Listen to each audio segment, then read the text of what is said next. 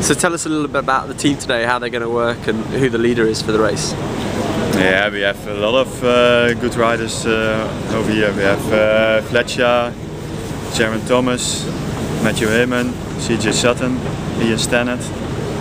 So we have everyone in our team is really good today, and they all can go for a good result. Sure. And what's the morale like since Kona? Yeah, it's really good. I think everybody is really looking forward to these races, and yeah, the weather is good, so yeah, everybody is happy and ready to go. Sure. Is the weather going to be a big factor today? I mean, obviously it's bright, there's not much wind. It's not so much wind, but you always have to be careful in Belgium. There can be wind everywhere.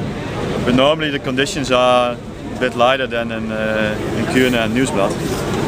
But it doesn't make a big difference at the end, I think. It's still going to be a hard race, and yeah, the best will be in the front.